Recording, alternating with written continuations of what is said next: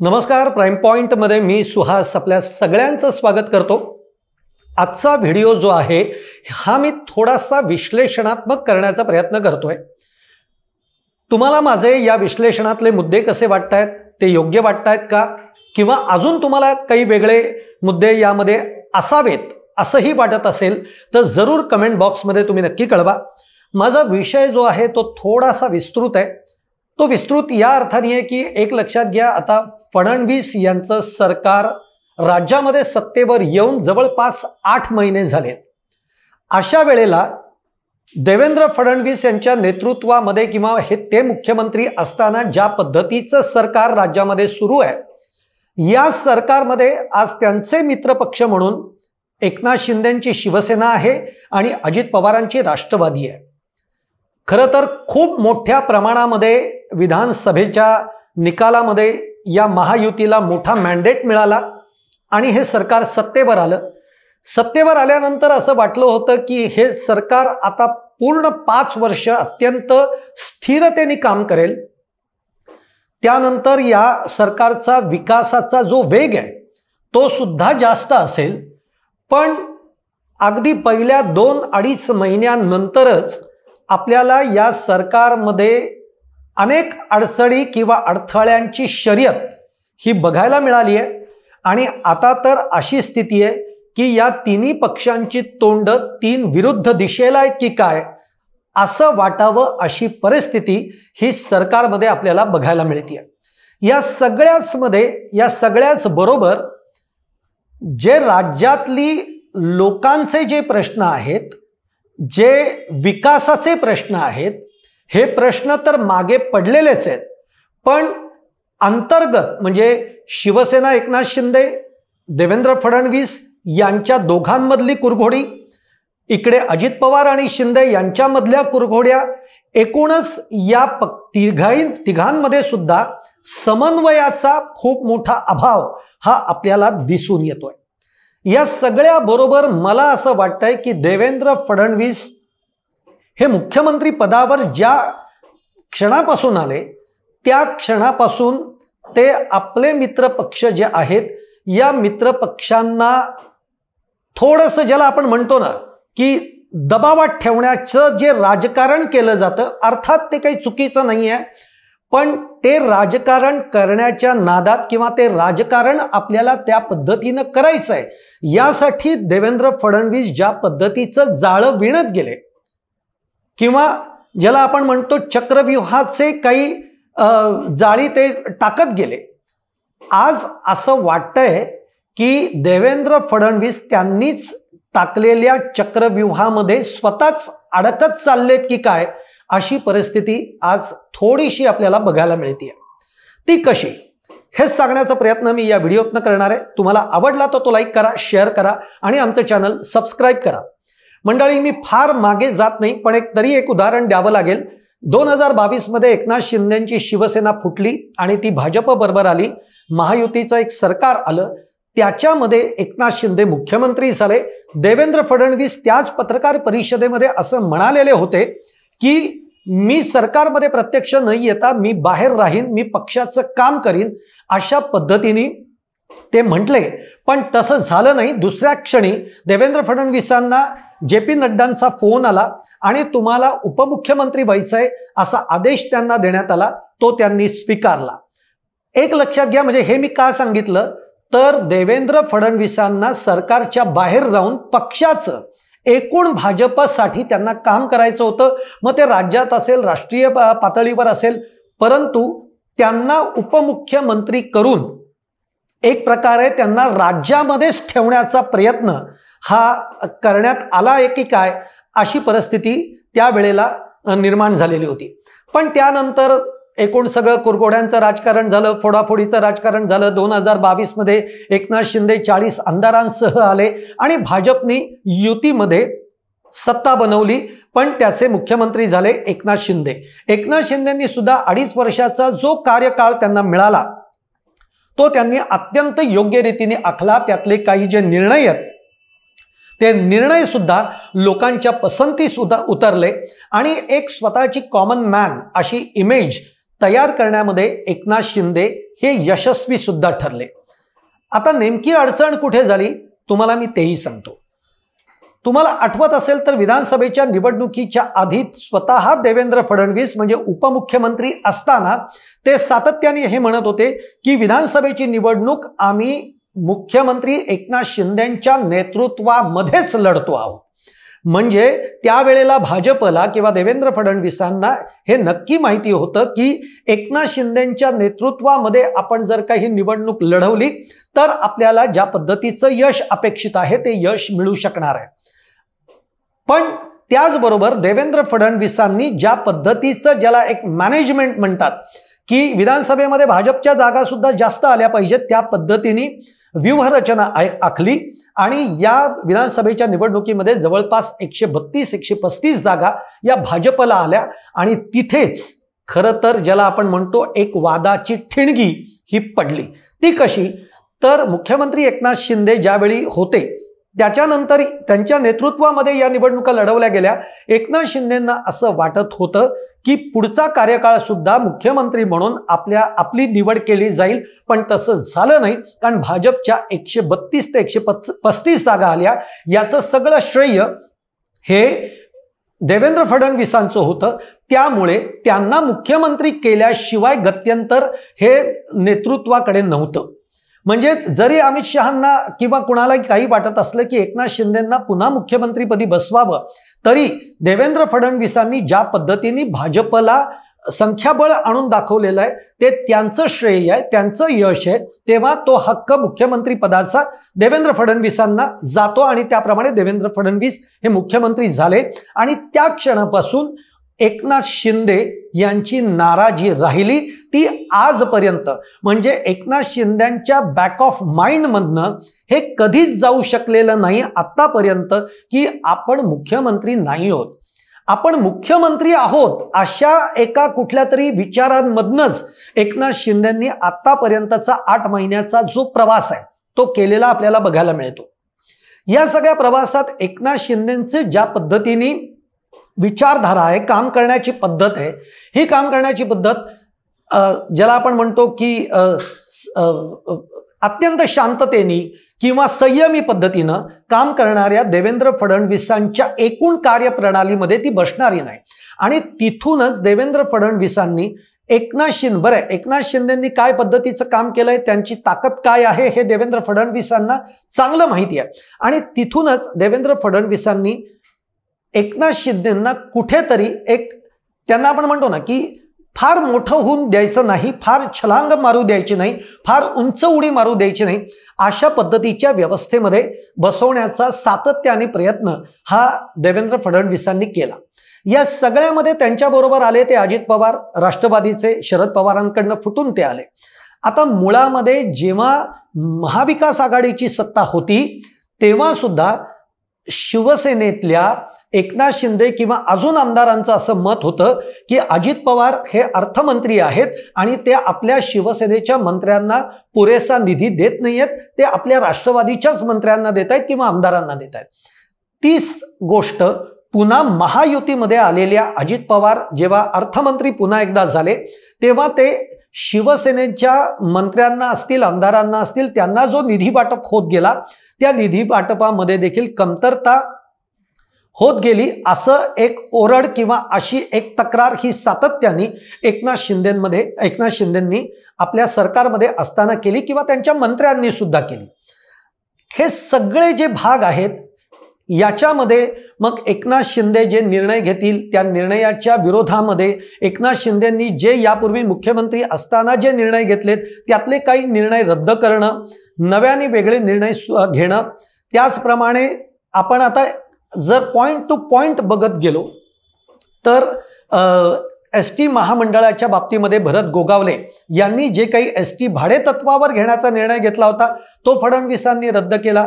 त्यानंतर पालकमंत्री पदाचा जो वाद आहे, पालकमंत्री राज्यभरामध्ये सगळे नियुक्त झाले परंतु पालकमंत्री रायगडमध्ये होऊ शकला नाही, नाशिकमध्ये होऊ शकले नाही. त्याच्या बाबतीतली नाराजी ही शिंदेंच्या पक्षाबरोबर राहिली. तिथे सुद्धा आपल्याला बघायला मिळतंय तो संघर्ष जो झाला. त्यानंतर एकनाथ शिंदेंकडे जे नगर विकास खातं आहे, हे नगर विकास खात्यावर सुद्धा एक देवेंद्र फडणवीसांनी नजर ठेवण्याचं काम केलं.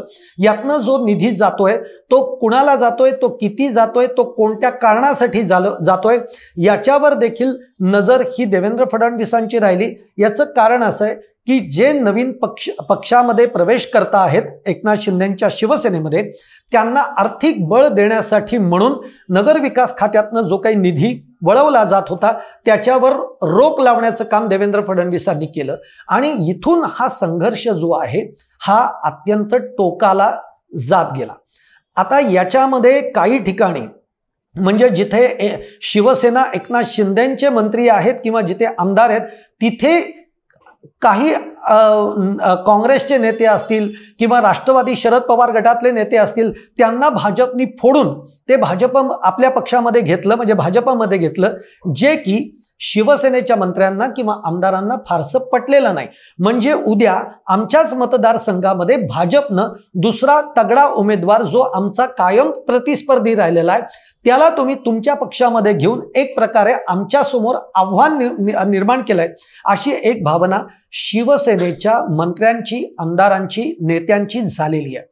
अशीच चारही बाजूनी जेव्हा कोंडी ही एकनाथ शिंदेंची होत होती, म्हणजे हे जे जाळं आहे हे जाळं एकनाथ शिंदेंना कट्टुसाईज करण्याचं जे जाळं आहे हे देवेंद्र फडणवीस विणत होते.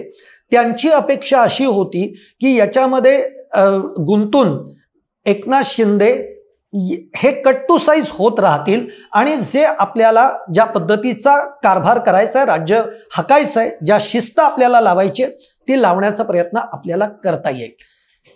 हे सगळं एकीकडे होत असताना दुसरीकडे जर आपण विचार केला तर एकनाथ शिंदे हे दिल्लीला गेले आणि वारंवार त्यांनी अमित शहांच्या कानावर काही तक्रारी टाकलेल्या आहेत. यापूर्वी सुद्धा आपण बघितलं आणि आत्ताच्या नजीकच्या काळामध्ये ते 2दा ते 3दा दिल्लीला गेले, अमित शहांची भेट घेतली आणि पंतप्रधान नरेंद्र मोदींची भेट घेतली.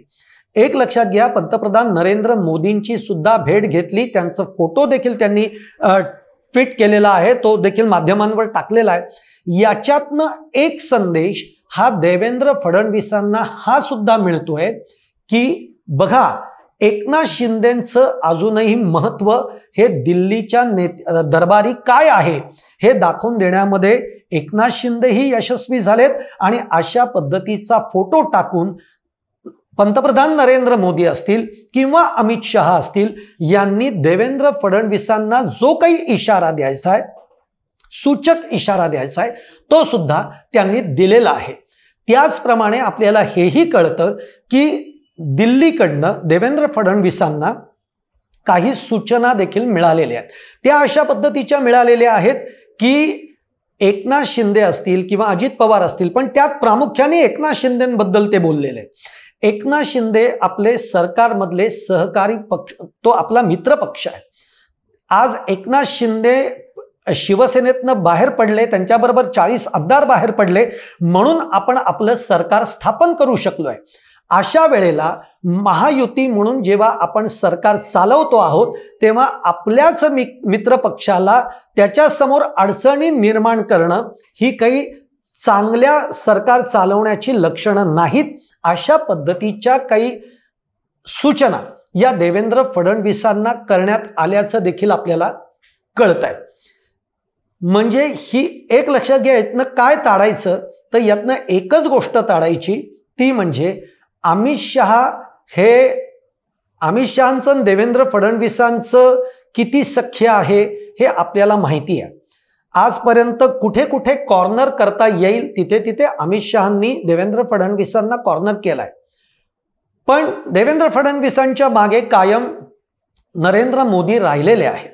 पण आत्ताच्या या कार्यकाळात नरेंद्र मोदींनी सुद्धा हा इशारा देवेंद्र फडणवीसांना दिलाय की मित्र पक्षांच्या बाबतीमध्ये अशा पद्धतीची काही व्यूहरचना जर तुम्ही आखत असाल आणि त्याच्यातनं समाजामध्ये जर चुकीचा संदेश जात असेल की बघा भाजप गरज आहे म्हणून मित्र पक्षांना आपल्या सोबत घेतं आणि जेव्हा गरज संपते तेव्हा तो त्यांना संपवण्याचा प्रयत्न करतो, अशा पद्धतीचा चुकीचा संदेश हा समाजामध्ये जाऊ नये, हा महाराष्ट्रामध्ये जाऊ नये, याची काळजी आपण घेतली पाहिजे, असा एक इशारा वजा तो फोटो होता आणि म्हणूनच आम्ही एकनाथ शिंदेंना आज ते जेव्हा दिल्लीत येतात तेव्हा आम्ही त्यांना वेळ देतो हे त्यांनी दाखवून दिलेलं आहे.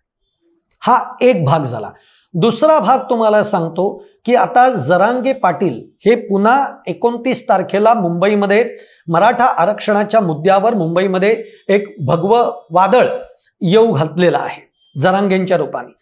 आता यापूर्वी सुद्धा जरांगे पाटलांनी जेव्हा आंदोलन केलं तेव्हा त्यांनी टार्गेट केलं होतं ते देवेंद्र फडणवीसांना आणि आता सुद्धा ते टार्गेट करतायत ते देवेंद्र फडणवीसांना. आता तर देवेंद्र फडणवीस मुख्यमंत्री आहेत आणि त्यामुळे देवेंद्र फडणवीसांना याबाबत जे काही निर्णय आहेत किंवा जे काही आहे ते थेट त्यांना घ्यावे लागणार आहेत.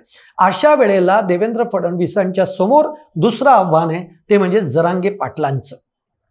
आता याच्यातनं देवेंद्र फडणवीस काय मार्ग काढतात, तो कसा काढतायत हे बघणं फार महत्त्वाचं तर ठरणारच आहे.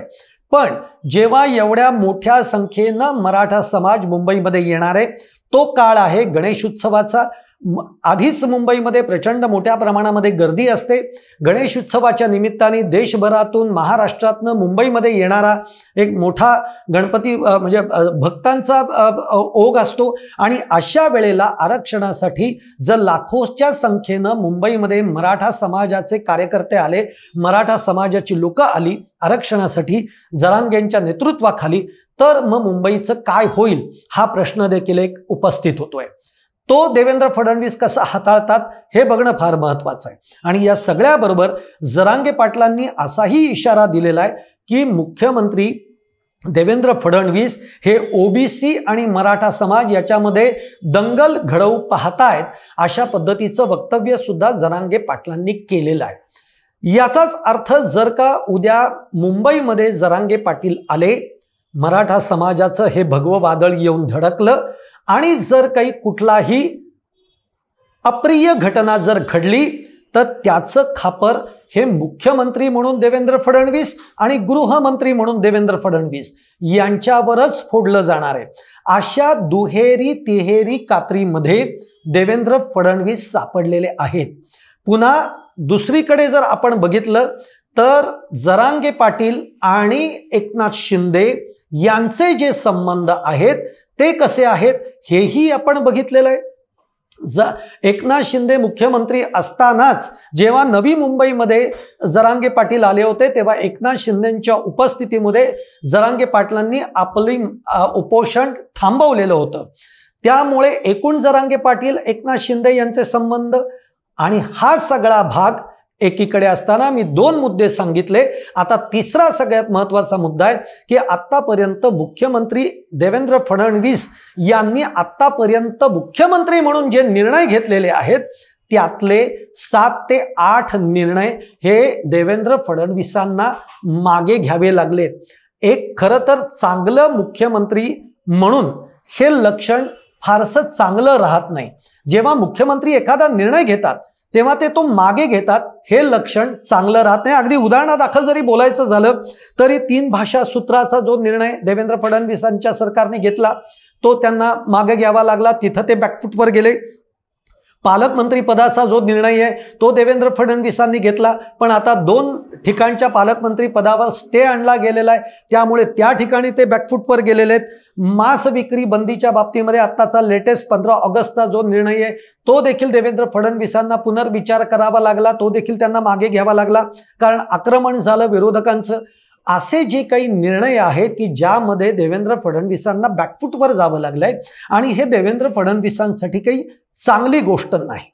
आता या सगळ्याबरोबर एक चर्चा अशी सुद्धा आहे जी आपल्याला कळते किंवा आपल्या सूत्रांकडनं कळते किंवा आपले जे काही जवळचे वार्ताहर आहेत त्यांच्याकडनं कळते की दिल्लीमध्ये सध्या अशा पद्धतीची देखील एक हालचाल आहे किंवा अशा पद्धतीची देखील एक बोलाचाली आहे की देवेंद्र फडणवीस यांना केंद्रस्थानी बोलून, केंद्राकडे बोलून, दिल्लीत बोलून त्यांना एखादं छान चांगलं मोठं खातं देऊन त्यांना दिल्लीत आणलं जावं आणि महाराष्ट्रामध्ये पुन्हा एकदा एक मराठा चेहरा हा देण्याचा विचार भाजप करतंय.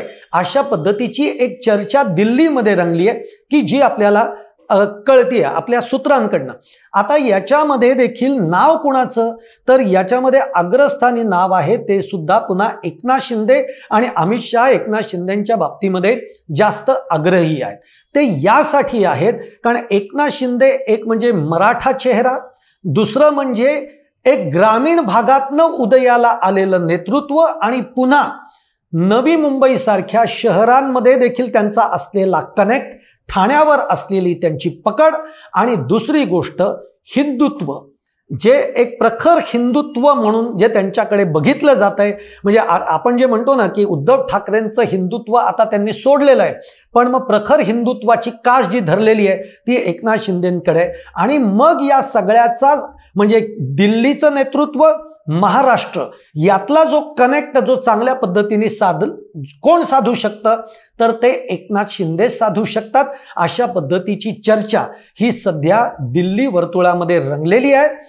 आणि म्हणूनच आपण बघतोय की जम्मू काश्मीर सारख्या ठिकाणी एकनाथ शिंदे यांनी महारक्तदान शिबिर केलं. जम्मू काश्मीरच्या गल्ली बोळातनं त्यांनी भगवा फडकवलेला आहे. हे एक प्रकारे हिंदुत्ववादी नेता म्हणून एक स्वतःला प्रोजेक्ट करण्याचा प्रयत्न यातनं एकनाथ शिंदे करतायत. अशा जर सगळ्या बाबींचा आपण विचार केला, आता तुमच्या मनामध्ये एक प्रश्न असा येईल की अजित पवार सुद्धा एक मराठा चेहरा आहे. परंतु अजित पवार हे मराठा चेहरा असला तरीही अजित पवारांच्या बरोबर जितक्या पद्धतीने एक ताकद उभी राहायला पाहिजे होती तशी ती राहिलेली नाही. अगदी त्यांच्या पश्चिम महाराष्ट्र हा त्यांचा गड मानला जातो, पण तिकडनं सुद्धा अजित पवारांना जेवढी ताकद पाहिजे तेवढी ती मिळालेली नाही आहे. आणि म्हणून एकनाथ शिंदेच्या बाबतीमध्ये विशेषत्वाने दिल्लीतले अमित शहा असतील, नरेंद्र मोदी कदाचित अजूनही ते देवेंद्र फडणवीसांच्या बाजूनीच आहेत, पण अमित शहांच्या बाबतीमध्ये ही पक्की कॅल्क्युलेशन्स आहेत. अमित शहा नरेंद्र मोदींना पटवू शकतात. अमित शहा आता सगळ्यात मोठा जर बॅकअप देवेंद्र फडणवीसांना कुणाचा आहे तर तो संघाचा आहे, RSS. पण यामध्ये कदाचित अमित शहा संघाला सुद्धा आपली बाजू पटवून देऊ शकतात की महाराष्ट्रामध्ये जर आपल्याला आपली सत्ता टिकवायची असेल, राज्य टिकवायचं असेल, तर महाराष्ट्राला कायम मराठा चेहरा लागतो. आणि तो मराठा चेहरा जर एकनाथ शिंदेंचा असेल तर एकनाथ शिंदेंनी यापूर्वी मुख्यमंत्री म्हणून काम केलंय, एक कॉमन मॅन म्हणून त्यांनी इमेज तयार केलेली आहे. आणि याशिवाय दिल्ली आणि महाराष्ट्र असा कनेक्ट एकनाथ शिंदे साधू शकतात, जे RSSला जे हिंदुत्व पाहिजे तो हिंदुत्वाची कास सुद्धा एकनाथ शिंदेंकडे. अशा पद्धतीचं एक जोडणी यातनं होऊ शकते. पण हे सगळं सांगण्यामागचं किंवा हे सगळं कथन करण्यामागचा द्राविडी प्राणायाम मी जो केला तो यासाठीच की देवेंद्र फडणवीस ज्या पद्धतीने विचार करत आपला 8 महिन्याचं सरकार चालवत होते की आपण अजित पवारांनाही रोखूयात, आपण एकनाथ शिंदेंनाही रोखूयात, त्यांनाही कट टू साईज करूयात आणि भाजप किंवा आपली जी सत्ता आहे त्याचा एक मार्ग आपण मोकळा करूयात. परंतु तसं होताना कमी दिसतंय आणि देवेंद्र फडणवीस हे त्याच जाळ्यामध्ये स्वतःच रुतत चाललेले आहेत, अडकत चाललेले आहेत, फसत चाललेले आहेत. असं काहीसं चित्र सध्या जर आपण महायुतीतलं बघायला गेलो तर तसं दिसतंय. अर्थात हे माझं आकलन आहे, हे माझं विश्लेषण आहे. ते कदाचित चुकू शकतं, बरोबर असू शकतं किंवा त्याच्यामध्ये काही त्रुटी असू शकतात. पण तुम्ही जरूर मला कळवा की माझे जे मुद्दे मी मांडण्याचा प्रयत्न केलाय, काही मुद्दे कदाचित माझे राहूनही गेले असतील, पण जे राहिलेले असतील, जे तुम्हाला वाटत असतील, जे तुम्हाला नव्याने ॲड करावेसे वाटत असतील ते तुम्ही जरूर आमच्या कमेंट बॉक्समध्ये कळवा. तुमच्या कमेंट्स या आमच्यासाठी फार महत्त्वाच्या आहेत. आणि परत एकदा जर माझा व्हिडिओ आवडला असेल तर तो लाईक करा, शेअर करा आणि आमचं चॅनल सबस्क्राईब करा. धन्यवाद.